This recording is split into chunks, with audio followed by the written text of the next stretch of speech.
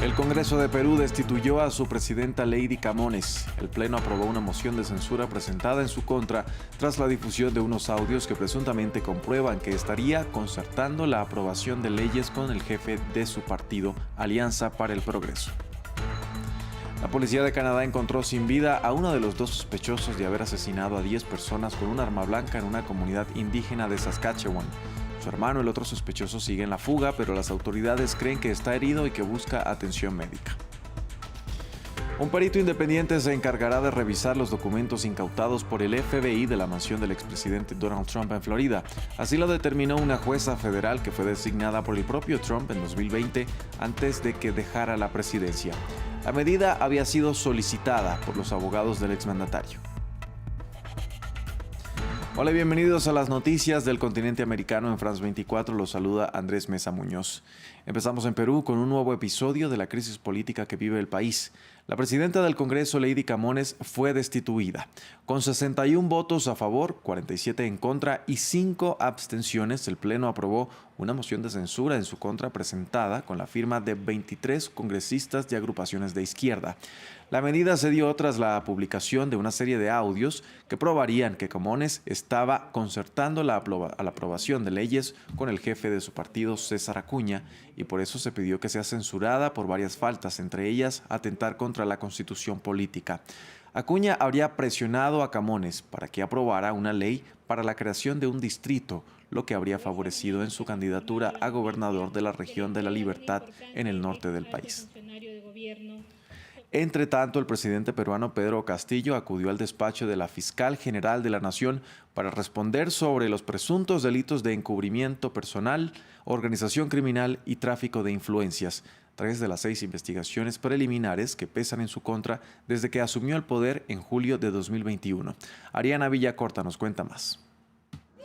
El presidente de Perú, Pedro Castillo, compareció ante la Fiscalía por los presuntos delitos de tráfico de influencias en la compañía estatal Petroperú y por encubrimiento personal y organización criminal que surgieron a raíz del despido del entonces ministro del Interior, Mariano González, caso por el cual también están siendo investigados preliminarmente el primer ministro Aníbal Torres y el ministro de Justicia y Derechos Humanos, Félix Chero, desde este lunes.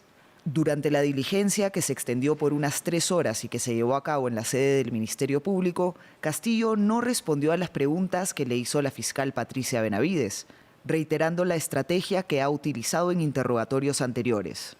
Hemos negado, no solamente hemos negado tajantemente y hemos rechazado esas imputaciones, sino que pedimos que se hagan todas las investigaciones.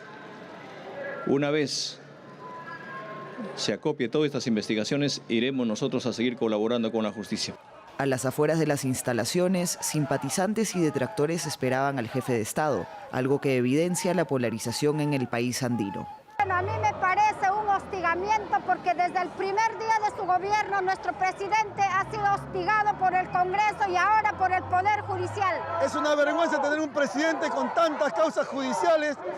Hay de todo, corrupción, tráfico de influencias, hay de todo.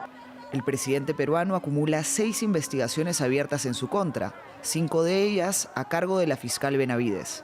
Esto, además de la crisis política, económica y social que atraviesa Perú, ha llevado a la oposición a pedir en varias ocasiones su renuncia, destitución y adelanto de elecciones. Esta última opción empezará a ser discutida en el Congreso el martes. En Brasil, a menos de un mes de las elecciones presidenciales, las encuestas continúan dándole una ventaja al expresidente Luiz Inácio Lula da Silva, quien busca un nuevo mandato. De acuerdo con datos de la consultora IPEC, el exmandatario contaría con el 44% de apoyo frente al 31% de Jair Bolsonaro, quien busca la reelección. De haber segunda vuelta, Lula ganaría con el 52% de los votos, mientras Bolsonaro se quedaría con el 36%. El mandatario ha dicho que solo aceptará los resultados de los comicios si son limpios, sembrando dudas sobre el sistema electoral del país en reiteradas ocasiones. En Canadá ya son 11 los fallecidos tras uno de los ataques más violentos de la historia del país, incluyendo a uno de los presuntos responsables. Las autoridades encontraron el cuerpo de Damien Sanderson, uno de los sospechosos del apuñalamiento masivo que cobró la vida de 10 personas y que dejó otras 19 heridas. La policía sigue buscando a su hermano Miles Sanderson, que sigue fugado desde el domingo. El primer ministro canadiense Justin Trudeau envió un mensaje de pésame a los familiares y a la comunidad y lamentó que hechos como estos se hayan vuelto demasiado comunes en el país. Manuela Cano con los detalles.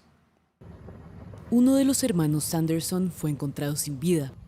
Los dos sospechosos del apuñalamiento múltiple en el que 10 personas murieron y 19 resultaron heridas en una comunidad indígena al noreste del país habían huido tras uno de los ataques más violentos en la historia reciente de Canadá. Poet Damien Sanderson fue encontrado cerca al lugar de los hechos. Su cuerpo fue localizado al aire libre en una zona con mucho césped en las proximidades de una casa que estaba siendo investigada. Podemos confirmar que tiene varias heridas visibles.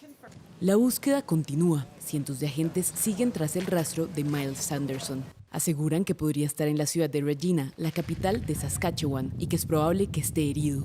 El segundo de los Sanderson había infringido su libertad condicional, una condena que estaba cumpliendo por los delitos de asalto, robo, conducta maliciosa y amenazas. Los habitantes de la comunidad siguen conmocionados. No esperaba despertarme el domingo escuchando esto. Ahora estoy aterrorizada de irme a dormir por la noche, aterrorizada de abrir mi puerta. El primer ministro canadiense Justin Trudeau condenó el ataque y aseguró que está trabajando con las autoridades locales. Los ataques de ayer en Saskatchewan son impactantes y desgarradores. Mis pensamientos y los pensamientos de todos los canadienses están con aquellos que han perdido a sus seres queridos y con aquellos que están heridos. Este tipo de violencia o cualquier tipo de violencia no tiene cabida en nuestro país. Las cifras de apuñalamientos fatales en Canadá han ido en aumento en los últimos años. En 2021 se registraron 242, más de los 237 reportados en 2020.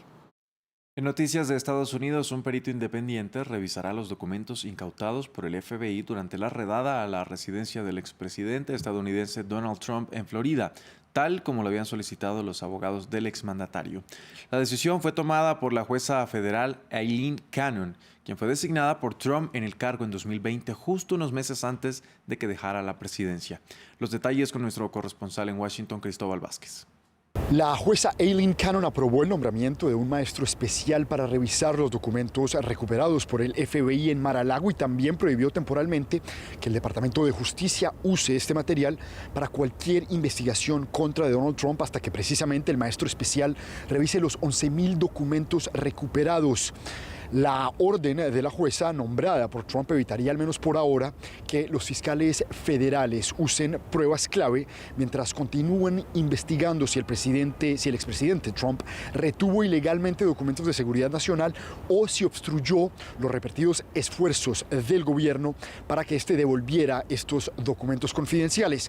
El Departamento de Justicia había advertido ya que apelaría la decisión ante la Corte de Apelaciones del Circuito 11. Lo que pasa es que en esta corte Trump nombró 6 de los 11 jueces activos. Ahora entonces los abogados de Trump y el Departamento de Justicia tienen hasta el próximo viernes para presentar una lista de candidatos y empezar así este proceso que sería largo. De hecho, demorará sin duda la investigación, aunque ya el FBI haya revisado todos los documentos encontrados. Seguimos en Estados Unidos, que celebró el Día del Trabajo. El presidente Joe Biden arremetió nuevamente contra su ex rival Donald Trump. De visita en West Mifflin, Pensilvania, el actual inquilino de la Casa Blanca se dirigió a líderes sindicales en busca de apoyo para las elecciones de medio término en noviembre, en las que los demócratas se arriesgan a perder sus estrechas mayorías en ambas cámaras del Congreso. Biden quiso diferenciar a los republicanos tradicionales de quienes apoyan a Trump, asegurando que se debe tomar una decisión entre un mejor país y el camino del extremismo. En México, la Guardia Nacional descubrió a 180 migrantes irregulares que viajaban en 2 autobuses en una carretera por el estado de Veracruz. Se trata de personas provenientes de países de Centroamérica y Cuba y que pedían ayuda a las autoridades para evitar ser deportadas a sus territorios de origen. Los 2 autobuses fueron incautados por los uniformados junto con otro vehículo y un arma de fuego, y además detuvieron a 3 personas. La situación se da justo días después de que 9 migrantes murieran cuando intentaban cruzar el Río Grande hacia Estados Unidos, cerca de Texas. Hasta aquí este informativo en France 24. Gracias por acompañarnos. Continúen con toda nuestra programación.